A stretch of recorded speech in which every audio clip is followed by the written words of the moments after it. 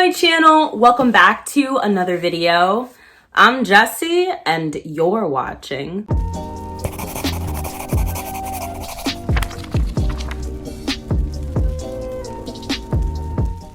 In this video, I'm going to be dishing about the Burnt Empire saga, providing all of the tea surrounding this incredible, sweeping South Asian fantasy. I'm going to be trying to convince you to read these books, talking about the key figures and plot points, while also talking about ways that Western and non-South Asian reviewers can read and review this book respectfully without imposing the expectations of Western fantasies onto this Indian author. This book is not being hyped. It is not being picked up. I am not particularly impressed with the way that it has been marketed either. I'm not seeing it show up in bookstores. It simply is not being promoted and I also feel is being intentionally passed over in some cases. White readers, I'm gonna need you to dig deep, reach deep for that inner reservoir of white guilt. Let that white guilt wash over you like rain, baby. Gotta read this book. It is so freaking important. And then I'm also going to be talking about criticisms that some Western and non-South Asian individuals have had or may have with this book. Before we get started, I also want to mention that these reviews are going to be spoiler free. Don't have to worry about any of the juicy details of the book being dispensed unfairly. This is a multiple POV, and by multiple POV, I mean multiple POV. Even animals participate in the storytelling. So multi-POV, third-person perspective, dictated in the past tense, and it uses the South Asian tradition of sweeping mythological storytelling. What is Upon a Burning Throne actually about? The great emperor of the vast and terrifying Burnt Empire has died without a living heir. Two young princes are in line to rule, Adri and Shvete, but both of them are disabled and are not seen as ideal rulers on behalf of the people. However, their inheritance is not what immediately guarantees them to take seat upon the throne. Before they take the throne, they must pass the test of fire. Sitting upon stone fire, a literal living rock that will incinerate anyone who is not worthy and who is not of Kushan blood. When both of these boys pass the test of fire, a demon lord named Jessesbowtiesand shows up and demands that his daughter, who is also of Kushan blood, also be tested. And when she passes the test of fire, the kingdom denies it. As a result, Jessesbowtiesand declares a gruesome war, vowing to tear the kingdom apart and reassemble it with himself as God Emperor of all. Whew! What a synopsis. If that doesn't convince you automatically to read this book, that's okay. I have more to throw at you. Ashok Banker is officially one of my favorite writers as a result of reading this book, but I want to get into my thoughts on book one. And I have many. The first thing I want to say is that I really appreciated how straightforward the writing is, but it has this beautiful vocabulary that I did truly appreciate. I liked that the writing was straightforward, but still descriptive, knowing just when to let the reader impose their own details upon the scenes. Another one of my favorite things, the female-female love. And unfortunately, I don't mean queer female-female love. I mean platonic, familial female bond. I was very, very impressed with the representation of women banding together, supporting each other, and the complex relationships and dynamics that exist between these women that are completely independent of men. I am often disappointed with how men write women characters in fantasy, and oftentimes I experience the same disappointment from female writers, usually because both men and women can fall into this trap of exacerbating the idea of the female rivalry. It's just quite simply antiquated as far as I am concerned. I'm tired of seeing it. I'm tired of seeing fantasies pit women against each other. Shvete has two wives, and I loved the representation of how these wives get along. They both definitely are headstrong and have their own personalities, but I liked that there was a lot of representation for polygamy in this novel without the toxicity that is usually depicted in polygamous bonds between women. I also truly appreciated that when girl hate is inevitably expressed, it is challenged immediately both by the male and the female characters. As I was kind of touching on this earlier, and then I went on a little rant about how much I love the polygamous representation in this book. But what I was going to say earlier is there's so frequent what I would describe as femphobia in fantasy novels, where basically women who are feminine of center are described as just not being good enough. And it's really only the warrior women that are treated with respect in these novels. And that is not the case here. So that is another thing that I really appreciated regarding how women are regarded in this book. I've already touched a little bit on how much I love Ashok's writing, and I just love the way that he narrates the story. The narrator gives this impression of telling a legend to the reader, telling this sweeping epic legend that seems so real. It feels like the reader's own lore and mythology. The legends in this book feel so much more real and grandiose than the legends from Greek mythology, which I've never truly connected with anyway. I love how powerful these deities, these gods, these demigod characters are. So frequently in fantasies, whether it is in books or movies, plays, etc., gods and demigods are not as impressive and as powerful as I would like them to be. And that is definitely not the case with this book. You see them do these truly incredible things, and it just made them feel all the more godlike. But despite all of this going on, the book is still impressively philosophical. Karni did not believe that everything in life was a foregone conclusion, that everything we said and did was dictated by karma. Karma could only determine our future lives in the broadest possible shape. It was up to each of us individually to determine how to live those future lives on a day-to-day basis. The thousands of little acts performed, kind or cruel, gentle or violent, caring or uncaring. Karma could cause us to be reborn as that mother bear in the river a few hundred yards downstream, but whether Mother Bear chose to attack humans for no reason and kill them, or simply to fish in the river with her cubs, then go back into the jungle to sleep, was up to her. Karma could put you down in a certain body, a life, a place, and time. It didn't give you an exact script of everything you did and said in that body, that lifetime, that place, that time. Because this is not my own culture, I had never thought of it that way, and it was amazing, and this book has given me so many little things to think about. Book 1 focuses extensively on building up the kingdom politics of the Krushan, the statecraft, its rights and customs, its key political figures. All of these things are chiseled with the utmost care, to the point where Krushan itself becomes a character. This was a city and an empire that I felt was almost omniscient.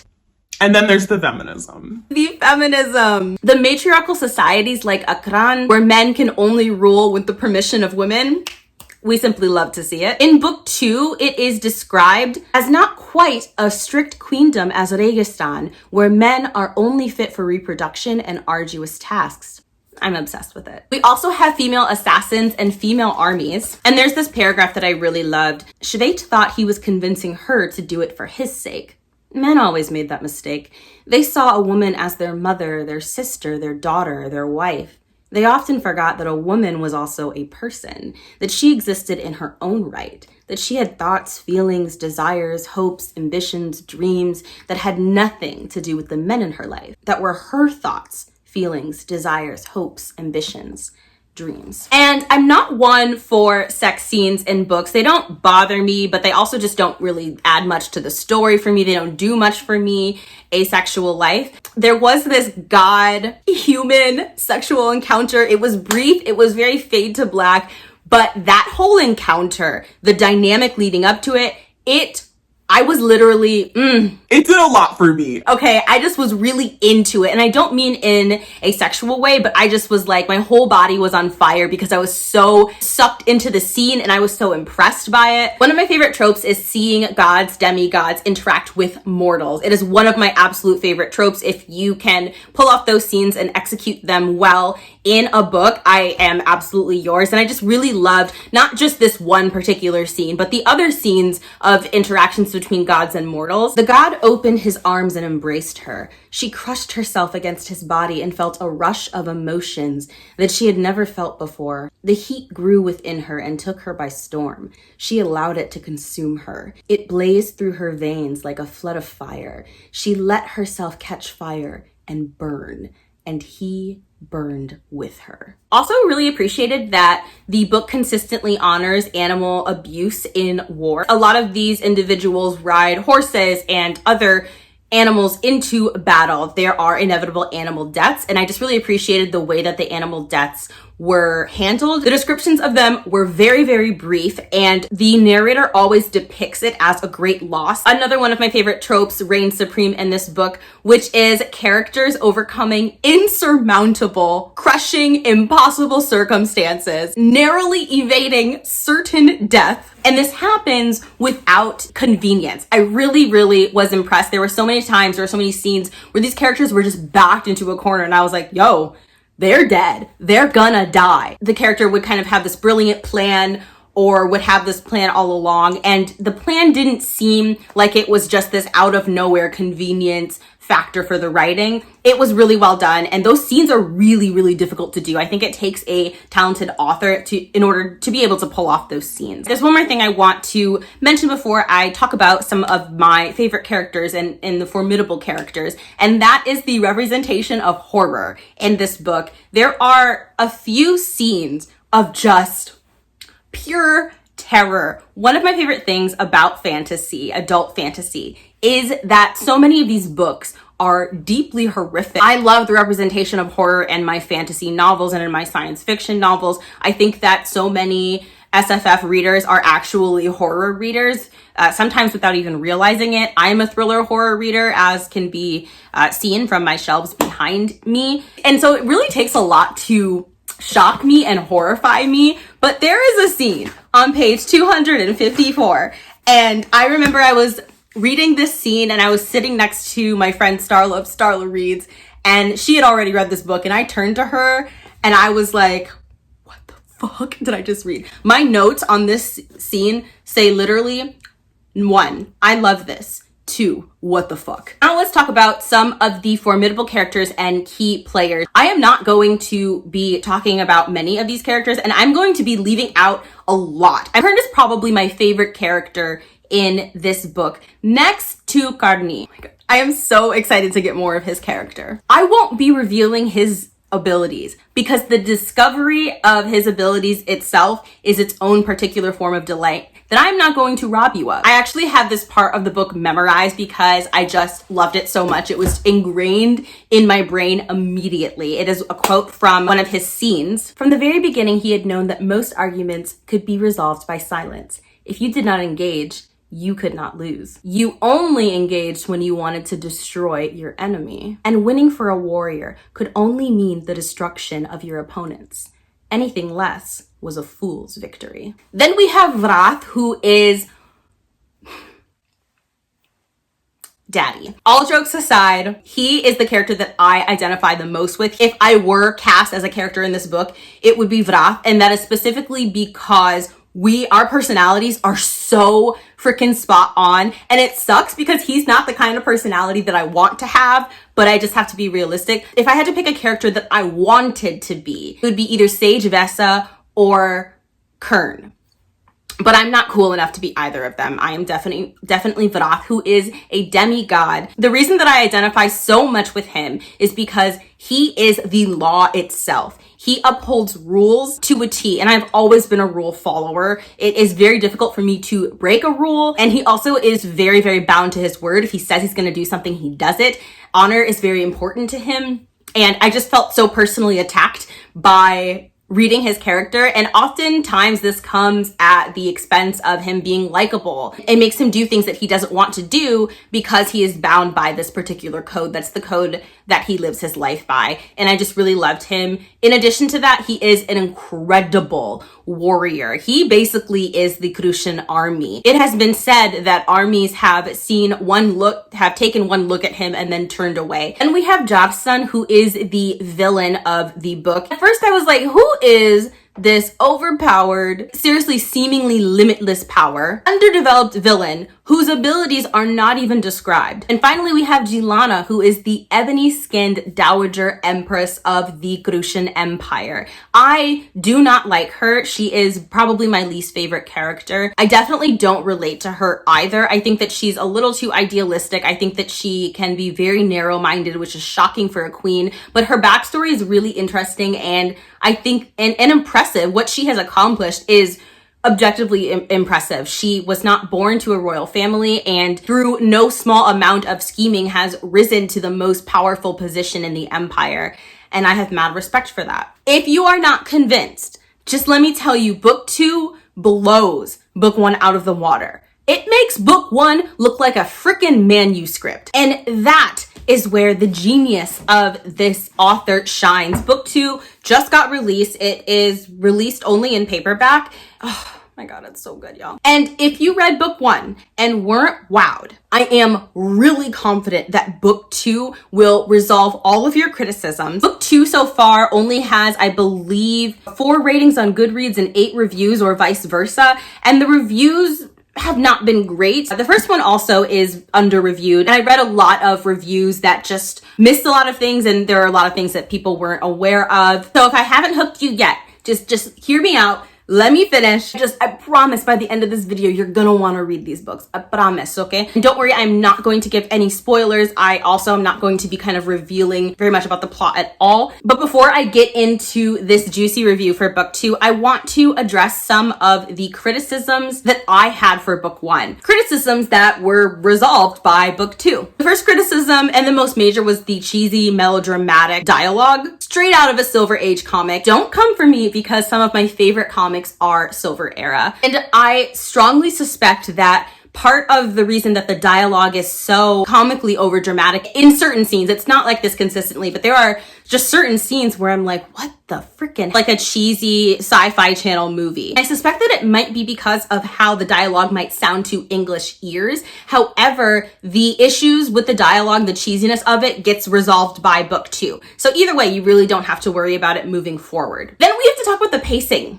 This book is, I think it's like 642 pages long. I'm sorry, 662 pages long. And the four-fifths of the book is so meticulously political and slow paced and unraveling very steadily. And I loved that, because I'm a slow burn reader. I like things to be slow and steady. I think slow and steady wins the race for me personally. But the last 200, 150 pages just speeds up. And I don't just mean in terms of the action. I mean in terms of how quickly time passes. There will be years that pass very slowly within the first 4/5 of the book. And then all of a sudden, time passes incredibly quickly in the last 200 pages, and it just felt very jarring and very rapid, and it just didn't feel balanced to me. Now, I want to say that this is not going to be a criticism, I think, for most people, because most readers of adult fantasy, I think, tend to like things being really fast-paced. So I think a lot of you are going to enjoy that the book picks up,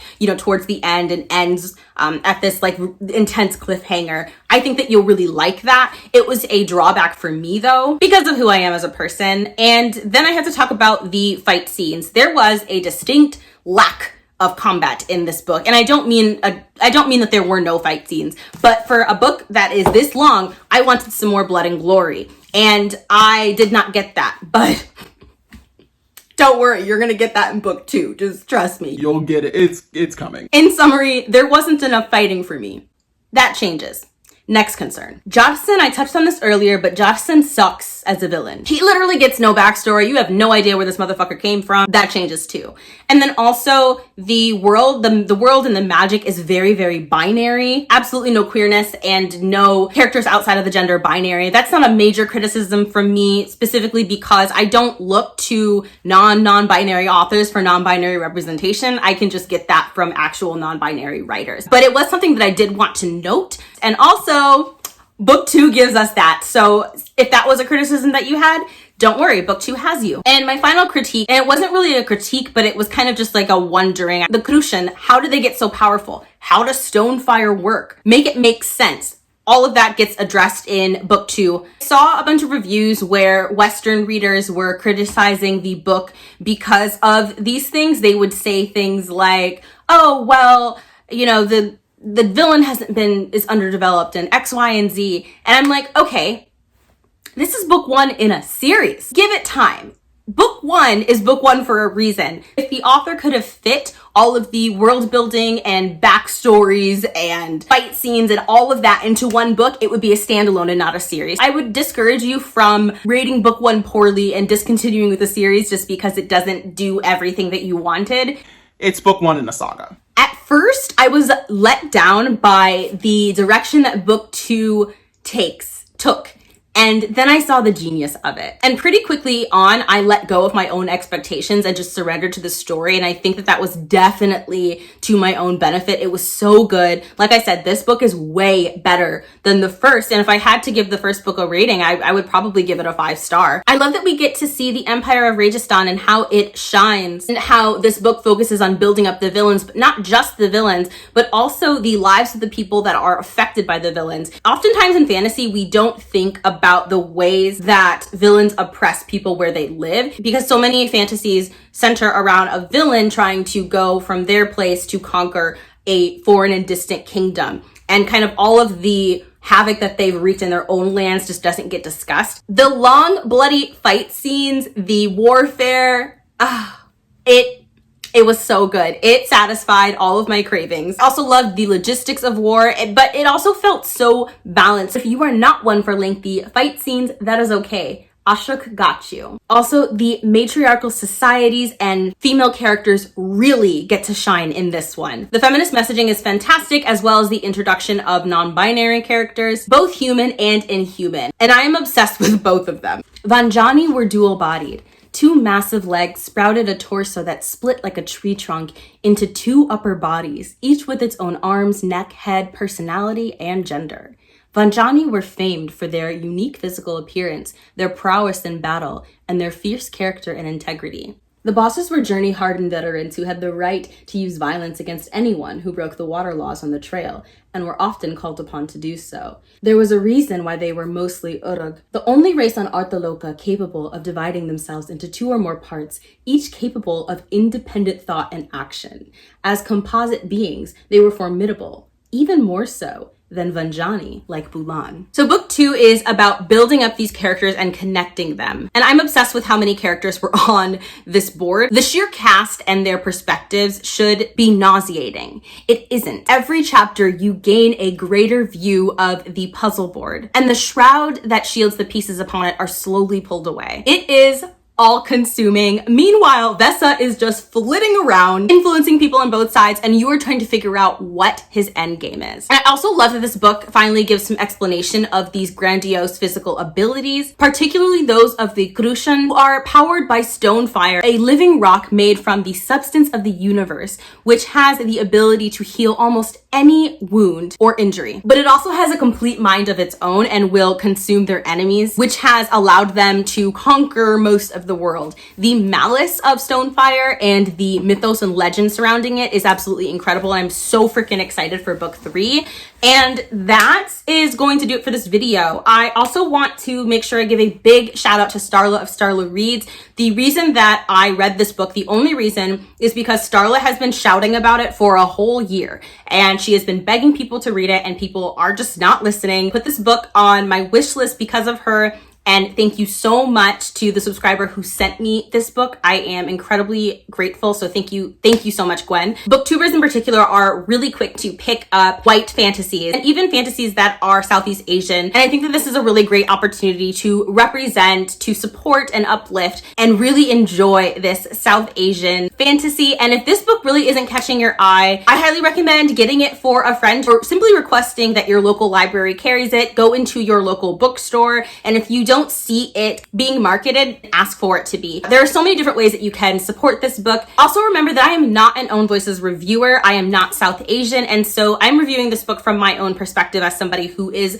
not of the author's culture. Part of the reason that I made this video is so South Asian reviewers and readers can find out about this book that was made for them and make their own reviews. I'm very lucky to have fantasy books that center my own culture and my own histories. And whenever possible, I try to connect people with books that do the same for them. Content warnings for a lot in these books. Sexual violence is hinted at some times, but never described. There are no scenes of sexual violence, and I really, really appreciate that. But yeah, trigger warning for basically everything else. So if you made it this far in the video, why don't you comment down below with leaving an elephant emoji or writing out the word elephant because of the beautiful elephant imagery on this cover. Please let me know if you are interested in reading this book, when you're gonna get your hands on it. I mean, I'm posting this video pretty early on in May, which is AAPI month, so you all still have time to get this book on your TBRs. So until next time, stay safe, wear your mask, and I hope to see you in my next video. Bye.